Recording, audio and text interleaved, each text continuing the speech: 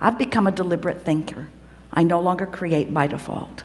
I think on purpose, I speak on purpose, I act on purpose, and I don't do any of it unless I'm in the vortex.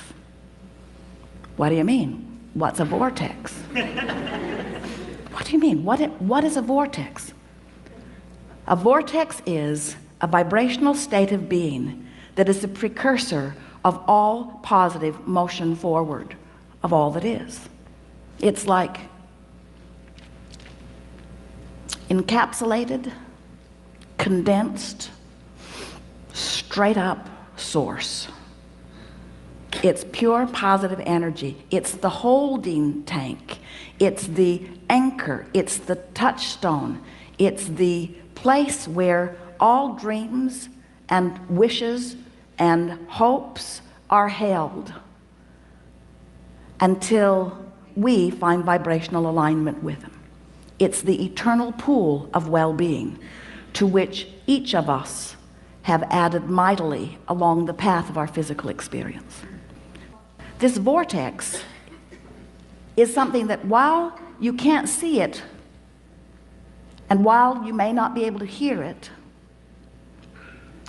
when you get in the vicinity of it, you can feel the deliciousness of it. And when you are far from it, you can feel the discord of not being close to it. Do you know that everything you feel all day, every day, is nothing more than feedback about your proximity to your vortex? That's what other humans do to you. You say, I would really like this, and they say, what makes you think you deserve that? Most of the world doesn't have that. Who do you think you are? And you're usually not with it enough to say, I'm source energy in a human body and I get what I want. You're usually not frisky enough to say, oh, well, it's nice talking to you. I think I'll go over here where I no longer have to talk to you.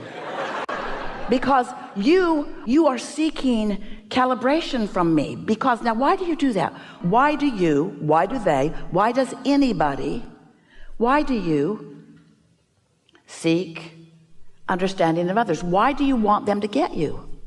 Why do you want them to get you? Because if they get you, you feel better. You feel better than if they don't get you. We get that. But why is it important for them to get you? Here's the answer. Here's our answer. Take it or leave it. Here's our answer. The reason that you want humans to get you is because you've forgotten who really gets you. You've lost track of what it feels like to really be tuned in. So we don't want you to tune to this frequency. We don't want you to calibrate to the frequency of source for the power of it, although it is powerful beyond description. We don't want you to calibrate to that for the power of it. We want you to calibrate to that for the pleasure of it. And stop looking for love in all the wrong places. Stop looking for it with somebody who's depressed, or somebody who's jealous, or somebody who's lost. If you're walking along a mountain, it's a nice, great view.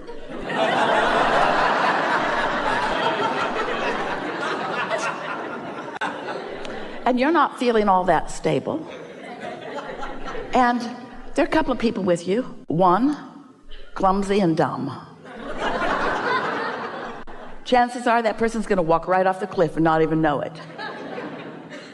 And then there's somebody else, sure-footed and stable, paying attention. Which one would you be glad was walking close to you? And we're just saying, your inner being, your source, is not just walking close to you, is all over you, surrounding you, infused in you, flowing through your streams, your air streams and your blood streams and your vibrational streams. You are so understood and so loved and so wrapped in this stable love. But if you're focused upon something that's a different frequency, you don't know it. And I'm constantly aware of my vibrational relationship to who I really am and what I really want. And I guide every thought I can to mesh with the wholeness that I am. I've become a deliberate thinker. I no longer create by default. I think on purpose, I speak on purpose, I act on purpose, and I don't do any of it unless I'm in the vortex. What do you mean? What's a vortex? What do you mean? What is a vortex? A vortex is a vibrational state of being that is the precursor of all positive motion forward of all that is. It's like encapsulated, condensed, straight up source. It's pure positive energy. It's the holding tank. It's the anchor. It's the touchstone. It's the place where all dreams and wishes and hopes are held until we find vibrational alignment with them. When you get in the vicinity of it, you can feel the deliciousness of it. And when you are far from it, you can feel the discord of not being close to it. Do you know that everything you feel all day, every day, is nothing more than feedback about your proximity to your vortex? So when you feel really ornery, you're vibrationally speaking not near your vortex. When you feel hopeful, you're right on the brink of it. In fact, this door to the vortex, this imaginary door in Abraham's fairy tale of the vortex, this vibrational entry point is somewhere between hope and belief. So when you feel hopeful about something, you're so in the vicinity that you'll be called in, you'll be swept in. Law of attraction will take you in. Law of attraction will take you in when there is not enough resistance to hold you out. How's that? If you weren't doing that thing you do that holds you apart from your vortex would take you in every time. Already done, and it's beaming a signal, and you are receiving the signal about your path, a path that's always beneath your feet. So 100% of your work is to want to find the words so that you will never forget what your work is. 100% of your work is to enhance your receptivity.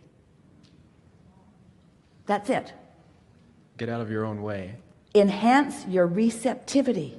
Which means be as happy as you can be as rested as you can be having as much fun as you can have, feel as good as you can feel. You're wanting to enhance your receptivity. You're not trying to figure it all out. You're not trying to pick the best partners. The universe is picking them and sending them right to you in droves. You see, just say yes. Just enhance your receptivity, and when it feels like a yes, say yes. Don't just say yes. When it feels like a yes, say yes.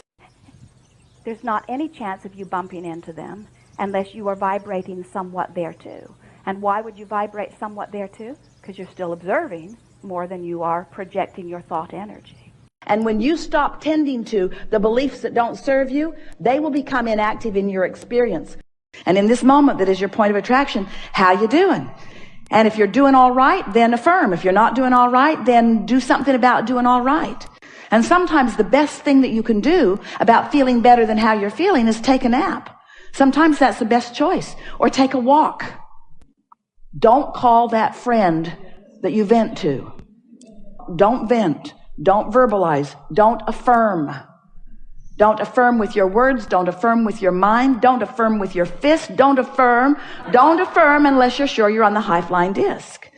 It is our promise to you. As you know the difference, and you do.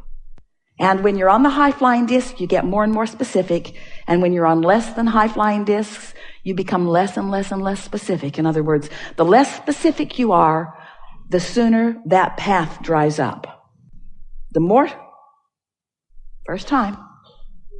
specific you are, the more you open the valve, you open the pipe. The process of virtual reality is where you practice your dominant thought. It's where you practice the thought that you want to be dominant until it is dominant. Virtual reality is a place where you practice the thought that you want to be dominant and make it dominant. Virtual reality really works best if it's short. Get in, feel good, get out. Get in, feel good, get out.